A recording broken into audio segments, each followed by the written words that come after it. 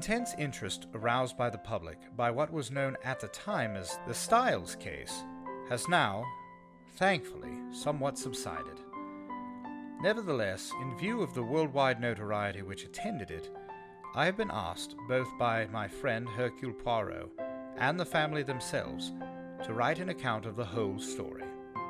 The hope being, of course, that this will silence the sensational rumors that still persist.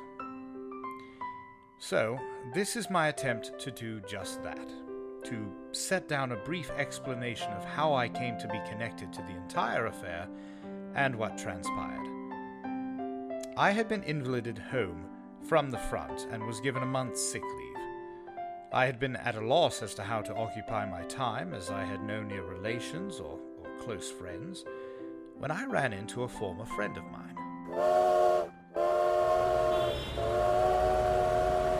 Hastings? Arthur Hastings? Is that you? John Cavendish, as I live and breathe. How the hell are you, old boy? Oh, can't complain really, all things considered. It has been, well, goodness, how many years since... Too many. I think the last time I saw you was in your mother's place in Essex when I was... A mere fetus. You couldn't have been more than 15 last time you were at Styles. Styles? The name was escaping me. Good Lord, you know, I believe you're right. What fun it always was spending summers there as a boy. That feels 100 years ago now. Before the war. Yes, heard you were over there in the thick of things. If only I were your age again. Not out to pasture like an old goat. You're still in your prime, John. You look well. Ha! Turning 45 this year. Old man. Positively long in the tooth, I'm afraid. Well, how long do we have you home for? Well, my leg got pretty banged up, and I got freed from the desperately gloomy convalescent home for a month of freedom.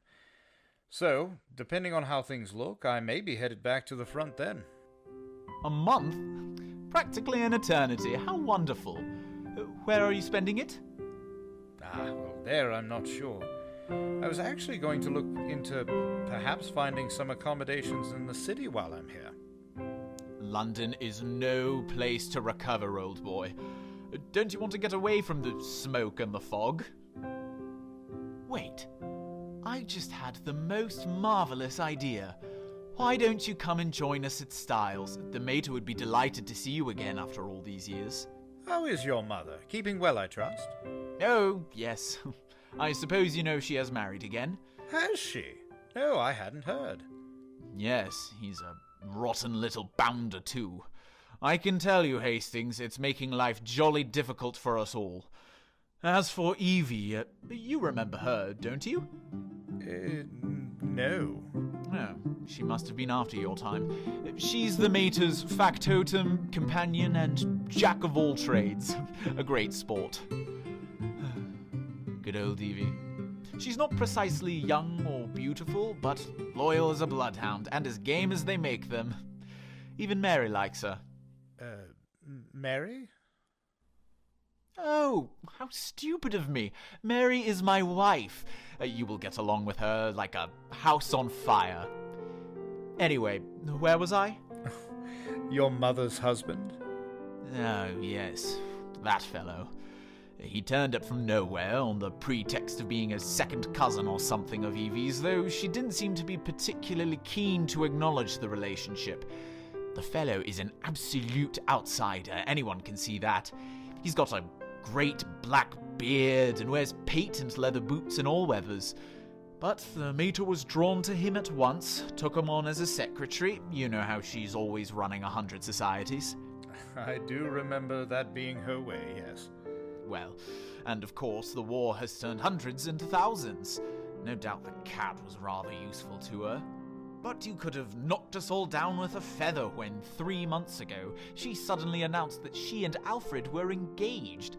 Well, the fellow must be at least 20 years younger than she is.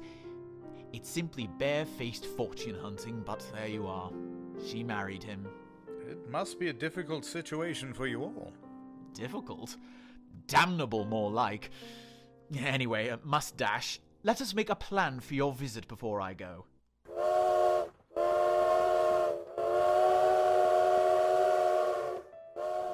And so, just 2 short days later, I found myself descending from the train to the platform of a small country station at Styles, St. Mary.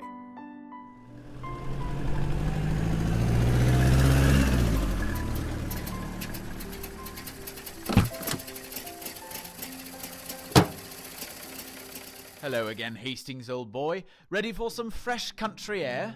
I can't wait for the peace and quiet, if I'm honest, John. Well, there's certainly enough of that to go around. This place makes it so hard to believe that not so far away, such a great war is raging. Oh, it is certainly pretty, and I find ways to entertain myself, drilling with the volunteers twice weekly and helping with the farmers. My wife is a great one for the land. She is up every morning to milk and keeps steadily at it until lunchtime. Sounds like a jolly good life, all in all. It would be perfect altogether if it weren't for that fellow Alfred Inglethorp. I wonder if we have the time to pick up Cynthia. No, she'll have started from the hospital by now. Cynthia? That's not your wife's name. Oh, good Lord, no.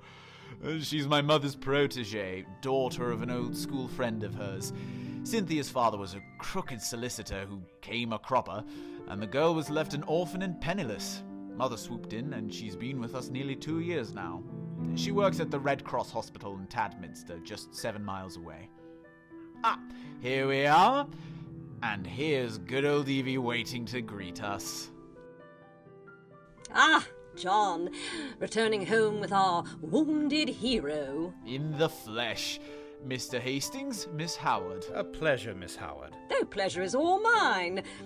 Weeds grow like a house afire. I simply can't keep up with them all. Shall press you into service, Mr. Hastings, if you aren't careful. Well, I'll certainly be happy to make myself useful. No, you will rue the day you said those words, my boy. Oh, Evie, you're a cynic. Where's tea today, inside or out? Out. Far too fine a day to be all cooped up in the house. Come on then, put away those gardening gloves. Come and be refreshed. Come along, Hastings, right this way. Hello, John.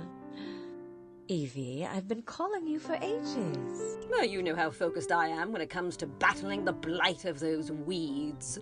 Indeed, I do. And you must be the long-lost friend of whom I've heard so much. Well, Arthur Hastings, at your service. A pleasure, Mr. Hastings. I am Mary Cavendish. Do please sit down. Dorcas, our maid, has laid out a beautiful spread for us all. Then you'll write the princess after tea, Alfred, darling. I'll write to Lady Tadminster for the second day myself. Or shall we wait until we hear from the princess? In case of a refusal, I mean. Lady Tadminster might open the first day, and Mrs. Crosby the second. Then there's the Duchess for the school. My fete. dear, why don't we put this all aside until after we have had our tea? It's a lovely day outside. Oh, you're so right, Alfred, dear. After tea will do quite well. You are so thoughtful.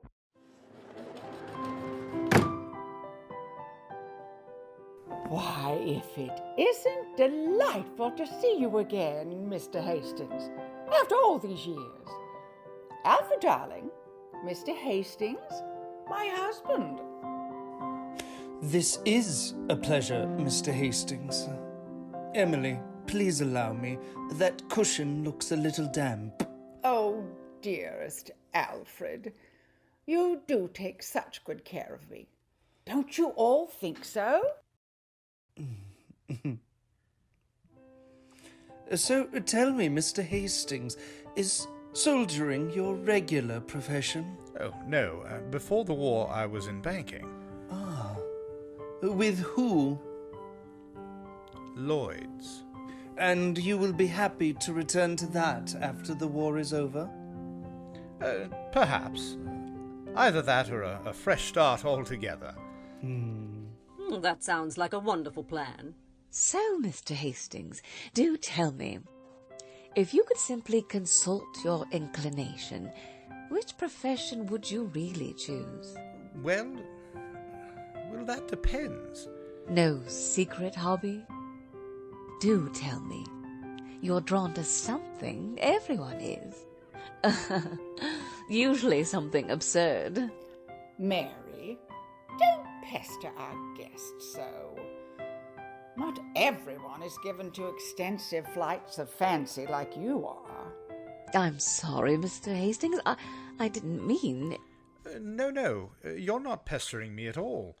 I do have a secret yen, as it were. Oh, well, do tell us. We are all in suspense. Well, I'm afraid you'll all laugh at me. Perhaps. Well, I've always had a hankering to be a detective. Secretly, of course. The real thing? Scotland Yard? Or Sherlock Holmes? Well, Sherlock Holmes, by all means. But seriously, I am drawn to it. I came across a man in Belgium once, and he quite inflamed me about it all. He was a marvellous little fellow. Looked rather like an egg. An egg? Yes, something about the way his head was shaped, and he was a frightful dandy, but he had this idea that good detective work was simply a matter of method, of getting your thoughts in order. My system is based on his, though of course I have progressed it rather further. Funny little chap, terribly clever. I like a good detective story myself.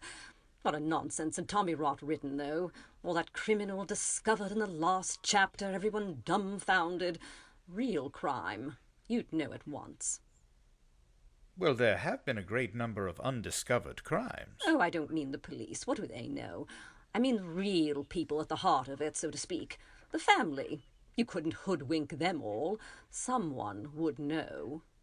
Families are strange and wonderful things. What was that? Miss Howard, are you implying that if you were mixed up in a crime, let us say a murder, that you'd be able to spot the murderer right off? Of course I should. Mightn't be able to prove it to a pack of lawyers, but I'm certain I'd know. I'd feel it in my fingertips if he came near me. It might be a she. Might, I suppose. Murder is a violent crime. I associate it more with a man. Not in the case of poison. Hello, Cynthia. You're late today. Miss Murdoch, this is our dear old friend, Mr. Hastings. Cynthia is right, though. Women could easily poison. Why, just the other day, Dr. Bauerstein was telling me that, owing to the general ignorance of the more common poisons among the medical profession, there were probably countless cases of poisoning quite unsuspected. Why, what a gruesome and ghoulish conversation this is. It makes me feel like a goose just walked over my grave. Let me get you a shawl, my dear. Oh, Alfred, you're too kind. Thank you. How thoughtful. This is so warm, it feels divine. Does anyone want to join me for a picnic tea, instead of staying at the stuffy table? Why not? I can. So, Miss Murdoch, you're working at the hospital in Tadstock? I do, for my sins. I have a cousin in nursing. She gets frightfully bullied by the sisters on the ward. They quite terrify her. Oh, that's just terrible. Yes, I'm quite thankful, really, that I don't have to deal with that. It's a blessing not to be a nurse, in many ways. So, if you're not a nurse, what do you do? I work in the dispensary. Oh, how many people do you poison? Oh, quite literally hundreds. Look at the time, Cynthia. Can you come and write a few notes for me? Yes, Aunt Emily. Supper is at 7:30.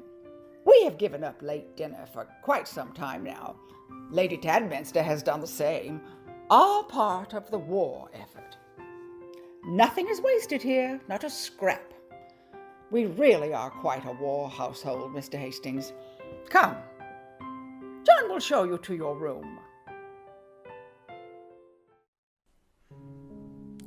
John took me to the guest suite in the left wing that had a rather lovely view looking over the park. As I was gazing idly and letting my mind wander, I saw John strolling arm in arm with the lovely Cynthia Murdoch. I heard Miss Inglethorp call her name from the house. She gave a guilty start and ran back towards the house. John followed at a more leisurely pace. Just as I was about to look away, a man stepped out from the shadow of a tree and followed them at a distance. He looked to be about 40 and had a slender build and a dark, melancholy face. He seemed to be fighting some powerful, deep emotion. As he passed under my window, he looked up, and I recognized him with a start. Despite being 15 years since our last meeting, I knew in an instant it was Lawrence Cavendish, John's younger brother. I had to wonder what had brought that singular expression to his face. The rest of the evening passed pleasantly enough, and my sleep was filled with dreams of the enigmatic Mary Cavendish and smiling Cynthia on the grass beside me. The next day passed peacefully enough. I spent the afternoon roaming the grounds with Mary Cavendish, but when we returned to Styles around 5, we were greeted by an anxious John Cavendish, who was in consult with an equally anxious maid. I don't know nothing else, Mr. Cavendish, and that's the God's honest truth as I live and breathe. I just gone in to offer the mistress a cup of tea, and Miss Howard and she were just at each other like hammer and tongs they were. Yes, Dorcas, I am not blaming you, but what was wrong? What were they saying? Oh, sir, I would never listen in on a conversation. It wouldn't be right. Miss Emily wouldn't have it, sir. No, she wouldn't. Of course you wouldn't, Dorcas, and we would never accuse you otherwise. Hello, Hastings. Mary, a little help here? Dorcas, you look as though you've seen a ghost. Whatever is the matter? Oh, Mrs. Cavendish, it's Miss Howard. She and Mr. Inglethorp have had a row, and Miss Emily got so upset when she tried to speak to her. And they were just carrying on, and Miss Howard, well, she said that... I can tell my own tales, Dorcas. Thank you very much. Oh, Miss Howard, I wasn't trying to speak out of turn, I promise. We know you weren't, Dorcas. No one is upset with you. Now, I know you probably have a world of work left to do upstairs. Yes, Mrs. Cavendish. I'll go see to that. I'm sorry again, Miss Howard. Evie, why don't we step into the smoking room and chat there? I really should be going.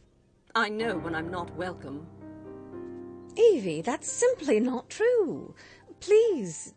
True enough. Afraid I said some things to Emily she won't forget or forgive in a hurry. Don't mind if they've only sunk in a bit. Probably water off a duck's back, though. I said right out, "You're an old woman, Emily, and there's no fool like an old fool. The man's 20 years younger than you, and don't you fool yourself as to what he married you for. Money. Well, don't let him have too much of it.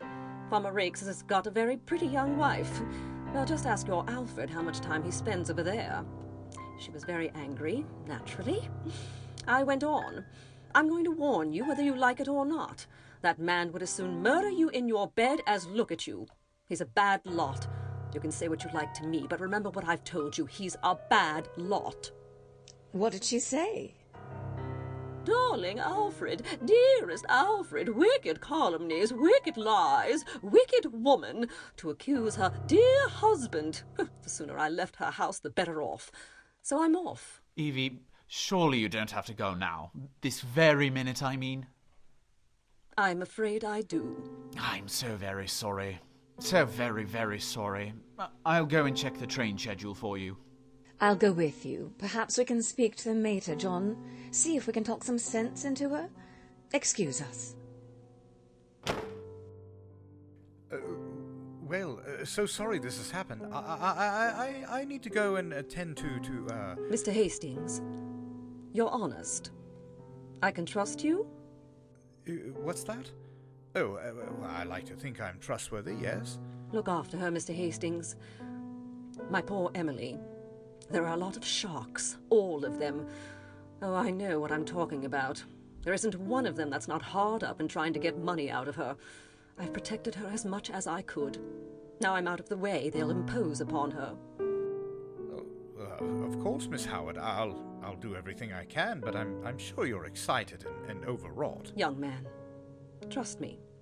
I've lived in the world rather longer than you have. All I ask you is to keep your eyes open. You'll see what I mean. That'll be John, ready to take me to the station. Above all, Mr. Hastings, watch that devil, her husband.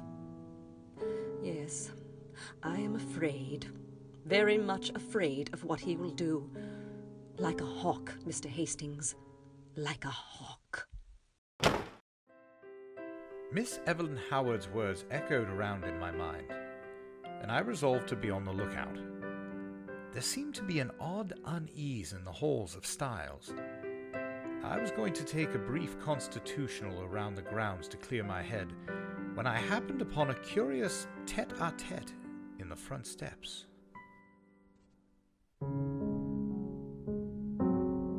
I just feel so very overwrought, though I am very glad to see you. Oh, hello, Mr. Hastings. Didn't hear you coming down the hall. Oh, surprised you didn't. I'm not so great at sneaking around with this gammy leg of mine. Where are my manners? Mr. Hastings, this is Dr. Bauerstein.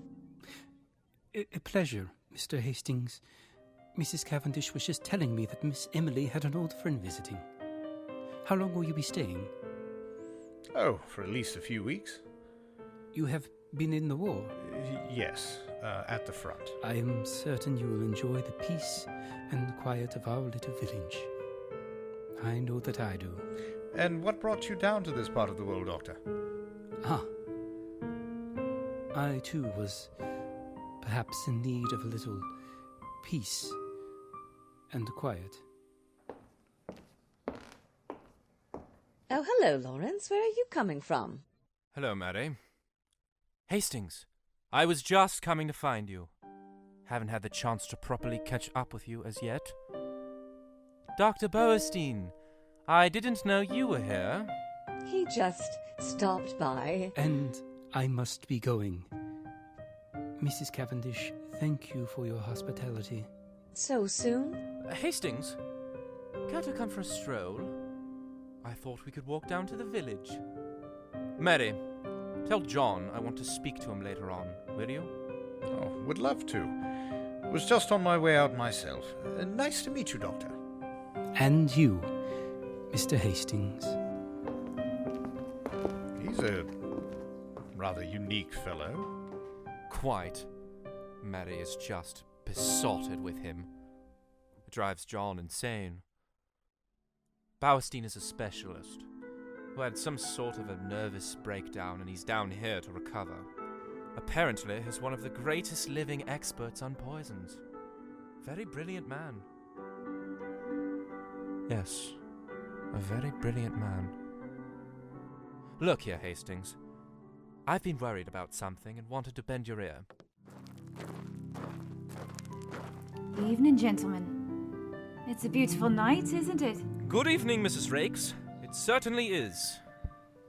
Head into the village? Yes, just out for a short stroll. Enjoy. Both of you. Who was that? She's a pretty girl. Mrs. Rakes. But that's the one that Miss Howard... What's that? Good old Evie. As loyal as they make them. She's quite a force to be reckoned with. Wicked tongue, but golden heart. The house feels different without her around. Have you noticed? I had, actually. It's like a lack of energy, or of vitality, and an increase of tension. Tension. Yes, you're precisely right. Still, it hangs over us like a mountain of doom. Styles, you mean? What's that? Yes. Styles. If Father had just left a better will, not just leaving everything to his wife, it would all be sorted. John would have it. Things would be different. The mater wouldn't have such absolute control. I always forget that Emily is your stepmother. Yes, I do too, to be honest. She's the only mother I've ever known. Still, the old man was completely under her spell and left everything entirely to her. Luckily, she's been generous to both me and John. Well, had been generous, I mean, until her marriage. Oh, surely you get money. From your writings, I mean. Oh, I get scraps here and there from my poetry, when it gets published. But it doesn't last. And John and Mary are as poor as church mice. So we're all at the mercy of dear Mater's charity. And now it all goes to that sham of a husband. That sounds awfully degrading. You have no idea.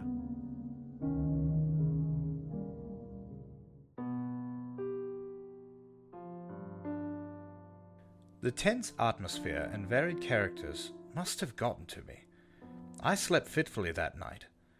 Dreams of bearded doctors brandishing syringes and pretty girls speaking of poison danced through my head, culminating in a circle of crows attacking a white-haired, stiff-backed Emily Inglethorp.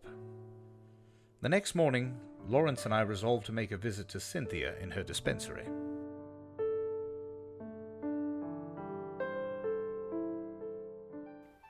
Welcome to my lair of magic. What a lot of bottles! Do you really know what's in all of them? Say something original. Every single person who comes up here says that. We really think of bestowing a prize on the first individual who does not say, "What a lot of bottles." And I know the next thing you're going to say is, "How many people have you poisoned?" Guilty as charged. If you people only knew how fatally easy it is to poison someone by mistake, you wouldn't joke about it. Now come, let's have tea. We've got all sorts of secret stories in that cupboard. No, Lawrence, that's the poison cupboard. Oh. The big cupboard. That's right. An excellent cup of tea, Cynthia. Thank you. Thank you. Oh, I can't give you the grand tour without showing you the best part. Oh, what's that? The balcony view. I'll show you. Coming, Lawrence? You go ahead. I'll finish my tea in here. Your loss. Well, this is a bird's eye view of things. Yes, all the outside wards. It's quite an operation, isn't it? You really enjoy what you do? Of course.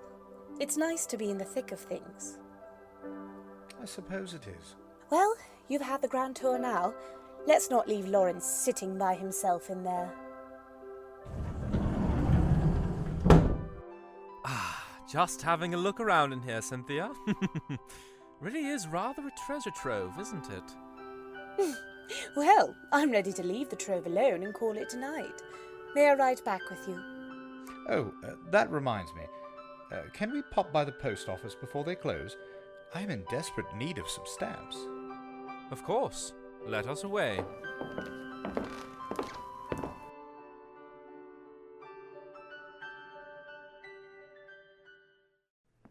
I had observed a different side to Lawrence that afternoon. While always more reserved than his brother, he seemed to come alive around Cynthia. And that afternoon, they had chatted together like children.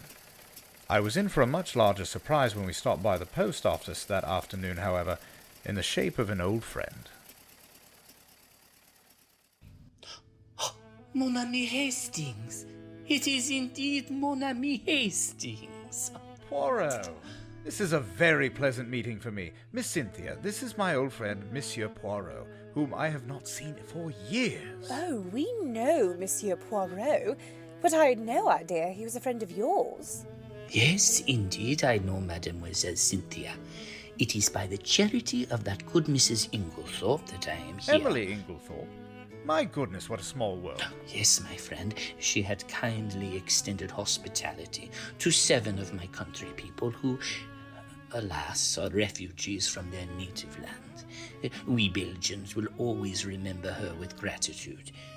You must come and visit me, mon ami. My house is just down the road. It is the one with the admirably square front door on the left-hand side. Well, I'll certainly do that, Poirot. It is a pleasure to see you. Oh, I hope to see you again soon, my friend.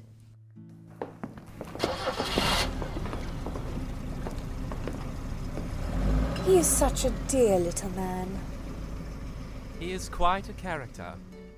And such a dandy. You have been entertaining a celebrity unawares. He is one of the most celebrated detectives in the world.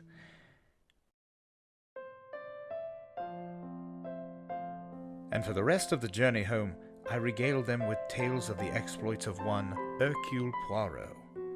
As we arrived home, an agitated Mrs. Inglethorp emerged from her boudoir.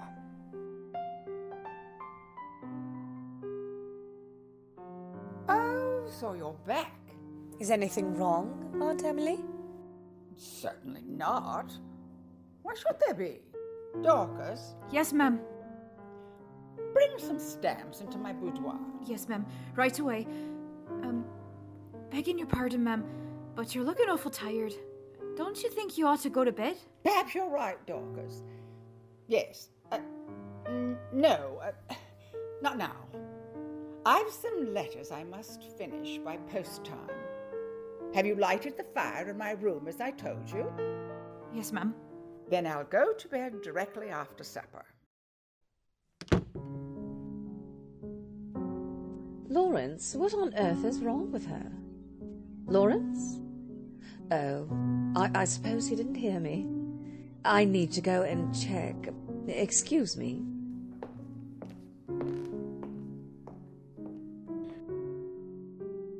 Cynthia, do you fancy a game of tennis before supper? Would get us out of the house. Oh, smashing. The atmosphere is like an electrical charge. I don't like it. Let me go and change and get my racket. I agreed with Cynthia. The tension in the house was now quite palpable. As I grabbed my racket and headed down to the court, I couldn't escape hearing voices. It was Mary Cavendish, in a tone of a woman who is desperately trying to control herself. Then you won't show it to me? My dear Mary, it has nothing to do with that matter. Then show it to me. I tell you, it is not what you imagine. It does not concern you in the least. Of course. I might have known you would shield him.